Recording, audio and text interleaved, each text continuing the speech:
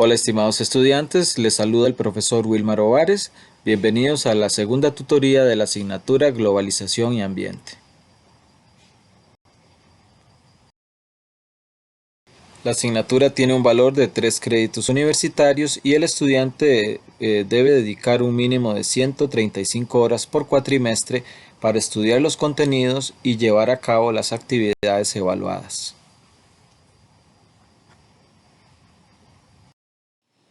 La asignatura cuenta con 4 temas específicos que desarrollan los contenidos del libro de texto a evaluar. Las fechas están indicadas en esta presentación y en el cronograma de actividades, disponible en la plataforma de estudio y en la orientación académica. La evaluación de esta asignatura se llevará a cabo por medio de 5 actividades de 20% cada una. Dichas actividades se deben subir a la plataforma de estudio en formato PDF en las fechas así indicadas en la misma plataforma y en esta presentación, como pueden observar. Muy importante recordarles que no hay examen de reposición para esta asignatura, ya que no se van a aplicar exámenes propiamente para evaluar. Cada una de las actividades cuenta con una rúbrica de evaluación en donde el estudiante puede verificar qué es lo que se le pide para que así pueda obtener la mayor cantidad de puntos de la nota. Muy importante no cometer plagio, verificar qué significa eso. En el reglamento estudiantil está definido y es muy importante que el estudiante universitario tenga en consideración la importancia de no cometer este tipo de error académico.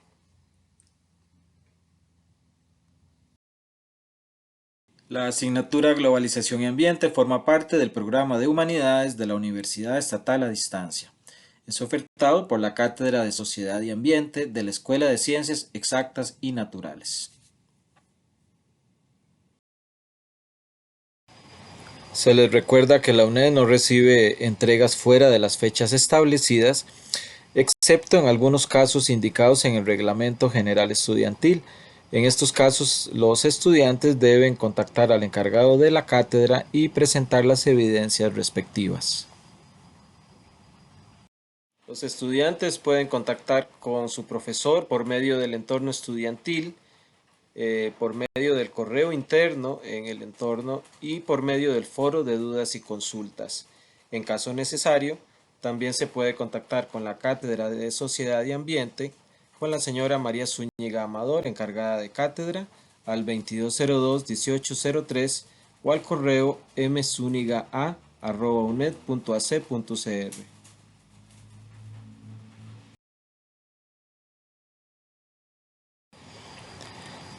El día de hoy estaremos viendo contenidos correspondientes al segundo capítulo de la unidad de texto, el proceso histórico del desarrollo humano y los distintos patrones de uso de los recursos naturales.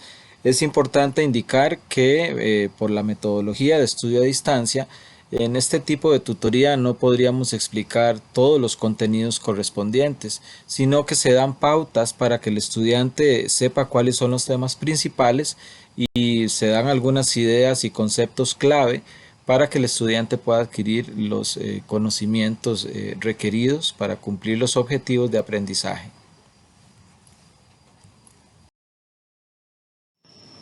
El segundo capítulo se subdivide en 2 grandes temas: las tendencias mundiales de la segunda mitad del siglo XX, en donde se sentaron las bases de la globalización actual.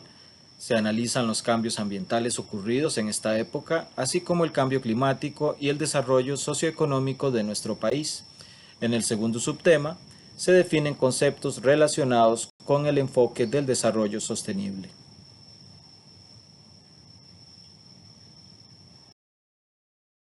Las etapas del desarrollo económico mundial a partir de la página 96 es un tema bastante amplio en este segundo capítulo. La posguerra y formación de bloques hegemónicos originados a partir de la finalización de la Segunda Guerra Mundial. Se ve también la caída del bloque socialista y el fin de la Guerra Fría, la expansión de la economía de mercado y la formación de bloques económicos como producto de una economía capitalista y el desarrollo económico y social del mundo en la actualidad.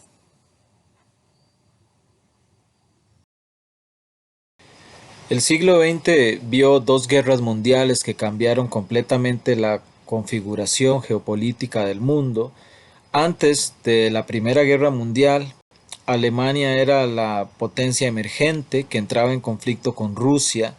Existía el Imperio Austrohúngaro, uno de los imperios más importantes de la época. Todavía existía el Imperio Otomano, que poseía algunas de las zonas más conflictivas de la actualidad, como Siria o Irak. El Reino Unido de la Gran Bretaña estaba presente en Irlanda. Irlanda pertenecía a la Gran Bretaña y eh, todos estos cambios que se fueron dando a partir de las guerras y situaciones económicas como la Gran Depresión llevarían a una segunda guerra que totalmente cambiaría la configuración del mundo a nivel político y traería cambios importantes que llevarían a la actual globalización, de hecho. Después de 1949 queda Europa dividida en diferentes áreas, nuevos países. El caso de Alemania particularmente es importante para entender todos estos procesos, ya que quedó dividida en la Alemania occidental o Alemania federal y la República Democrática Alemana. La capital, Berlín, también fue dividida en dos, en lo que fue la Guerra Fría, que fue una época en la que dos bloques específicos, el capitalismo y el comunismo, lucharon por la supremacía mundial. Esto lleva en la carrera armamentística y geopolítica a la creación de dos bloques que definieron toda esta época de la segunda mitad del siglo XX. La OTAN, que todavía existe, la potencia era Estados Unidos, con todos sus aliados en Europa, Canadá e inclusive Turquía. Y por la otra parte, la Unión de Repúblicas Socialistas Soviéticas, con su capital en Moscú, en Rusia, y una serie de países que estaban bajo su influencia en lo que se llamó la cortina de hierro. Aparecen en rojo. El caso de Alemania fue particular, ya que el país posterior a la Segunda Guerra Mundial fue tomado por los aliados y por Rusia. Su capital también fue dividida. Eh, el lado este pasó a ser parte de la Alemania comunista, la Alemania democrática, y el lado oeste fue un enclave de la Alemania federal o Alemania occidental en esa zona de Berlín. Esto es muy importante para entender posteriormente por qué la caída del muro de Berlín fue considerado como el final de la etapa comunista de estos países de Europa.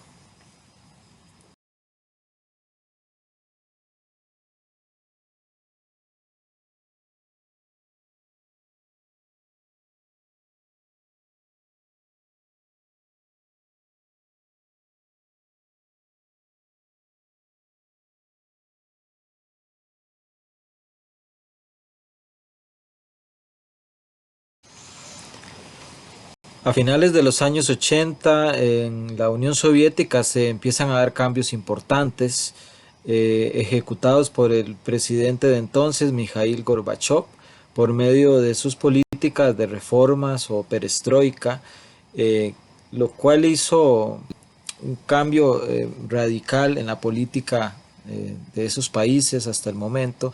Esto hizo no solo caer todo el sistema comunista poco a poco, país por país, sino también ocasionó que muchos de los países que antes estaban dentro de la esfera de Rusia o de la Unión Soviética pasaran a la esfera de Europa. Con esto se dio un impulso y un paso de una simple comunidad económica europea a una verdadera Unión Europea, incluso a nivel político, como existe el día de hoy. Repúblicas que antes estuvieron integradas en la Unión Soviética como Estonia, Letonia y Lituania pasaron a formar parte de la Unión Europea. Lo mismo que Polonia, Checoslovaquia, que se dividiría igualmente en dos repúblicas, la República Checa y Eslovaquia, y todos los demás países correspondientes a la cortina de hierro, como pueden observar en ambos mapas.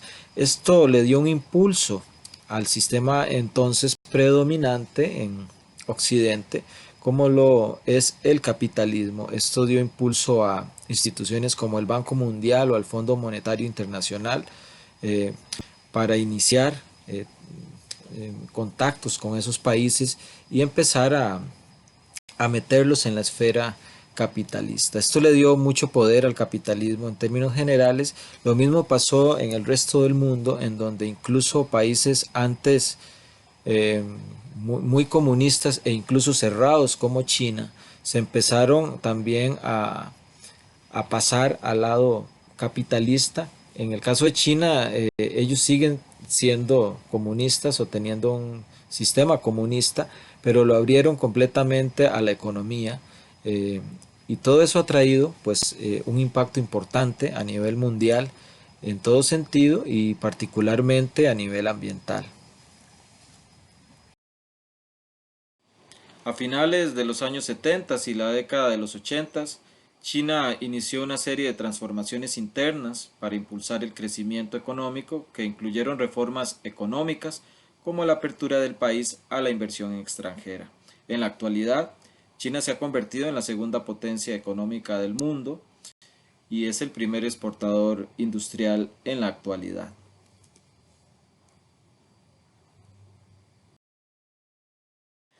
Con la caída del bloque comunista, Estados Unidos pasó a ser la primer superpotencia mundial, allanando con ello el camino al capitalismo como modelo económico predominante. Es a partir de esa época cuando se inicia la expansión del capital transnacional que trae consigo la globalización por medio de instituciones como el Banco Mundial, el Fondo Monetario Internacional y con la expansión de las transnacionales alrededor del mundo. La economía de mercado es hoy el modelo de desarrollo predominante en la mayoría de países del mundo.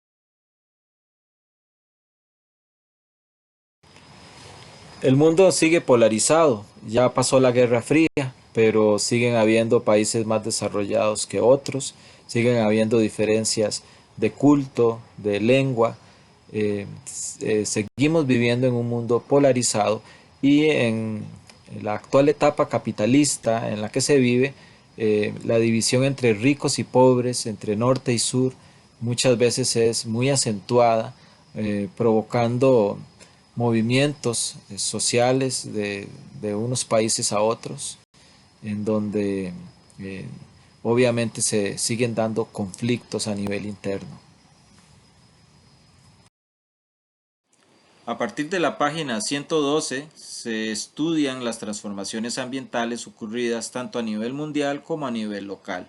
Se inicia este subtema con el análisis de la degradación ambiental que ocurre como consecuencia del modelo de desarrollo basado en la economía de libre mercado y el capitalismo.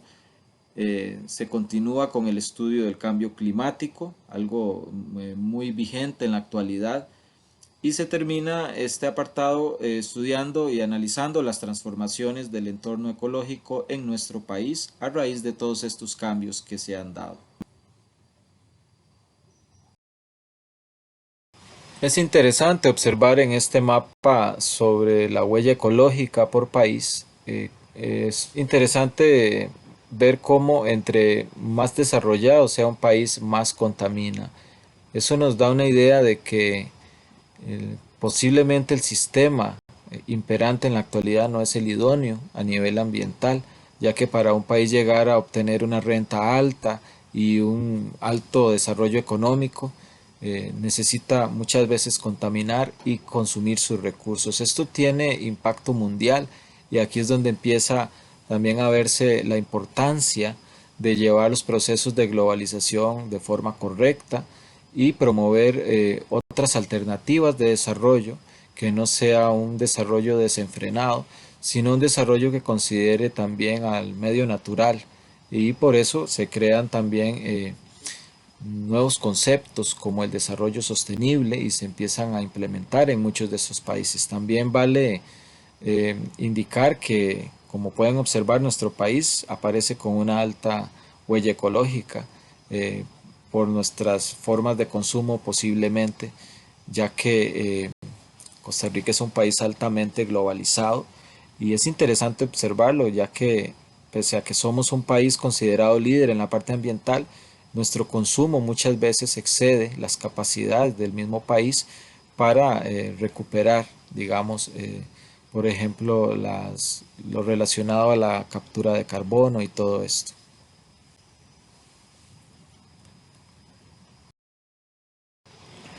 Todos estos cambios y toda esta contaminación producida por los sistemas de producción actuales llevan a realmente impactos importantes, como se puede observar en la presente imagen, con respecto al Polo Norte. Eso es un ejemplo.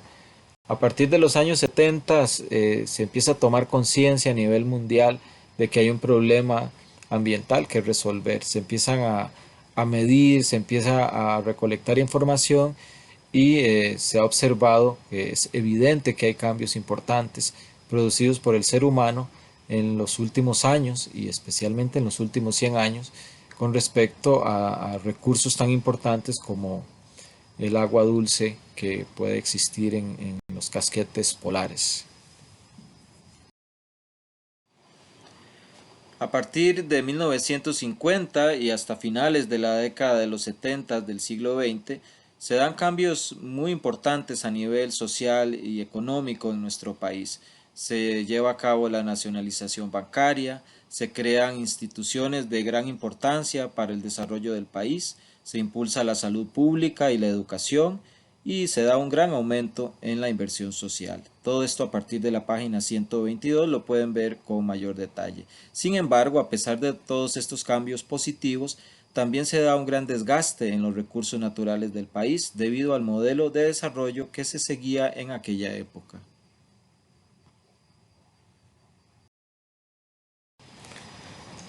A partir de la segunda mitad del siglo XX, Costa Rica ve su mayor degradación en la historia en cuanto a sus recursos naturales y pérdida de cobertura forestal.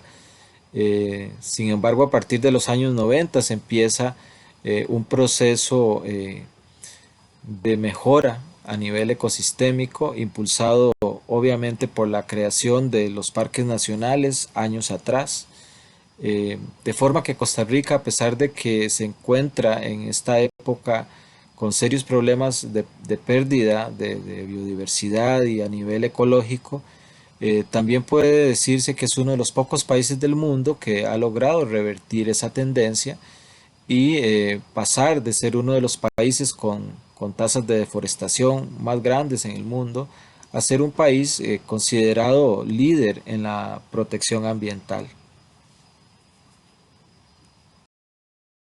En las últimas décadas del siglo XX, Costa Rica ve nuevamente un cambio importante en el modelo social y en el modelo de desarrollo del país. En 1978, con la crisis de los precios del café, los precios del petróleo, se da una subida importante del dólar, con lo cual se da una crisis de dimensiones bastante importantes para nuestro país. A partir de ahí se da un cambio de una economía agrícola a una economía diversificada, se da una apertura a nivel comercial, se intenta reducir el Estado, cambiando con ello el modelo que venía siguiendo el país a partir de la revolución del 48 y se da un impulso a la economía de libre mercado, con lo cual Costa Rica ingresa formalmente, por decirlo así, al mundo de la globalización.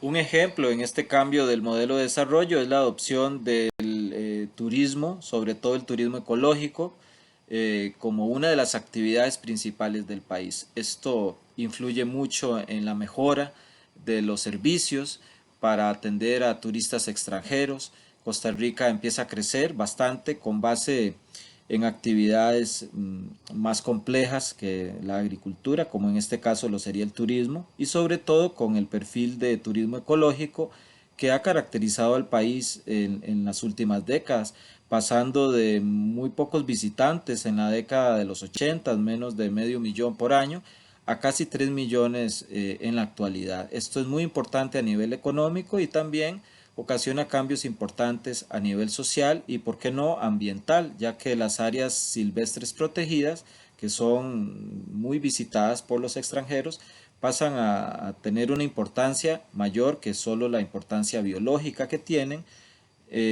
al tener comunidades y actividades ligadas a todas estas áreas.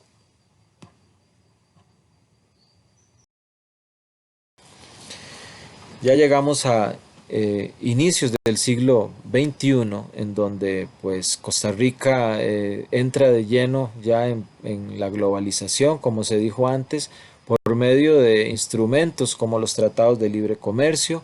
Hay un fuerte aumento del PIB, de la producción, y se diversifica la economía, como ya se dijo.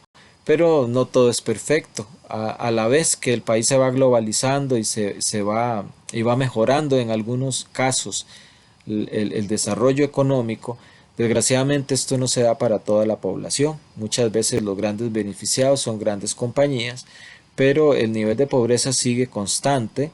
En la actualidad es evidente que incluso es mayor ya que el 20% debido a la crisis actual del coronavirus. Se empiezan a dar problemas en el modelo social que el país ha seguido en las últimas décadas, y muchas de estas situaciones tienen que ver con situaciones de inequidad y de ineficiencia muchas veces de nuestras instituciones. Esto lleva también a un deterioro ambiental, en donde el país tiene que tomar decisiones y tiene que verdaderamente saber administrar eh, la diversidad que tiene a nivel ecológico, para no, para que ésta no sea una víctima más del desarrollo económico actual. La polarización de la cual se habló a nivel mundial anteriormente también se da en nuestro país, ya que se presentan regiones, cantones o zonas más desarrolladas que otras. El centro del país suele tener mayores servicios, mayores oportunidades de empleo y de crecimiento, mientras que las zonas rurales alejadas presentan menores niveles de desarrollo. Esto es muy complejo para el país, y por lo cual es muy importante propiciar oportunidades de crecimiento en las diferentes áreas de Costa Rica.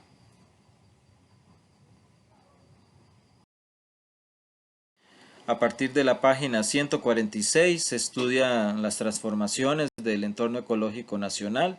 Se ven la importancia de las áreas silvestres protegidas para proteger la biodiversidad existente en el país, de gran importancia por muchas razones, entre ellas el turismo que ya se mencionó, la producción de agua, la captura de carbono, por ejemplo. También se ve el uso del suelo y la deforestación, algo de gran importancia, ya que el cambio en los patrones de uso del suelo, como sustituir zonas boscosas o sistemas agroforestales por urbanizaciones o por fábricas, etcétera, también presionan los recursos naturales de nuestro país, lo cual causa problemas a nivel ambiental. Esta contaminación ambiental de nuestros ríos, de nuestro aire, incide también en una menor calidad de vida. Por eso es muy importante tratar de promover un desarrollo que considere la parte ambiental.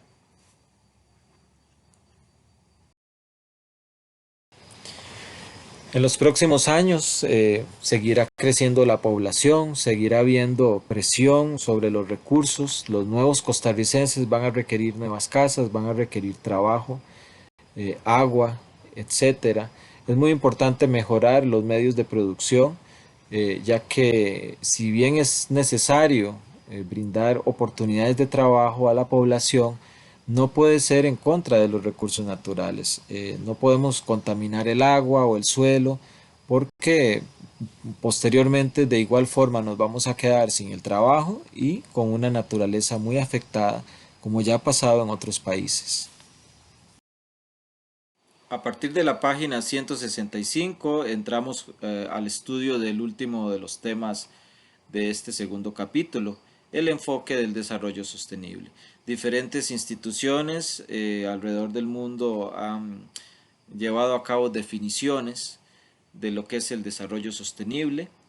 A partir, como se indicó, de la página 165 podrán obtener mayores detalles para tener una mejor idea sobre en qué consiste el desarrollo sostenible.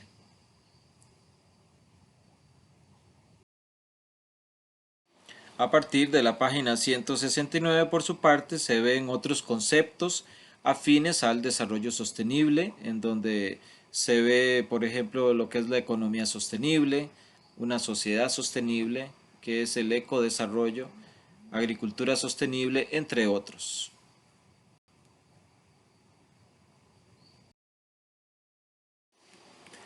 Con base en la figura que aparece en la página 172 de este segundo capítulo, podríamos decir que en términos generales el desarrollo sostenible se asocia con un crecimiento que considera no solo factores económicos, sino factores sociales también y factores ambientales.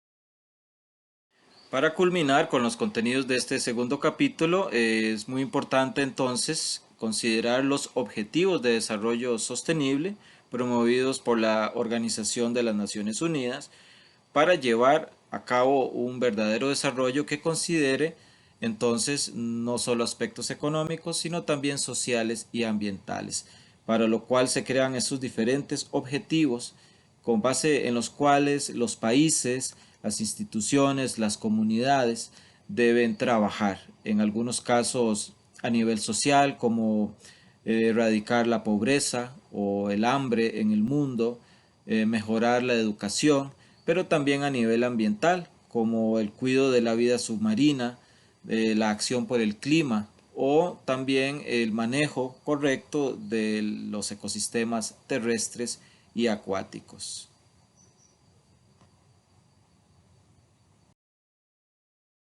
Para implementar estos objetivos de desarrollo sostenible, los países, como en el caso de Costa Rica, deben desarrollar planes, políticas y estrategias nacionales para la promoción del desarrollo sostenible en sus instituciones, en sus comunidades, en sus escuelas, divulgando todo lo que tiene que ver con esto y llevando a cabo proyectos que van a mejorar la situación ambiental. Hay leyes ambientales que deben ser cumplidas, que se les debe dar seguimiento. Hay convenios internacionales que se mencionan a partir de la página 189, como se indicó, firmados por el país, los cuales se deben respetar. Y hay planes nacionales, como un ejemplo el Plan Nacional de Descarbonización, que va a permitir a nuestro país en un futuro tener una mejor calidad de aire, una mejor calidad de vida en términos generales.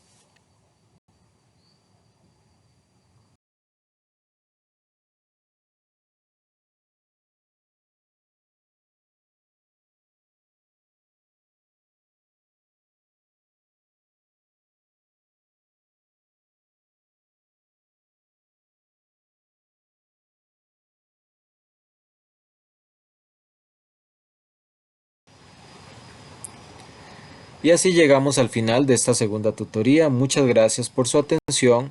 Les habló el profesor Wilmar Ovares. Que tengan una excelente semana.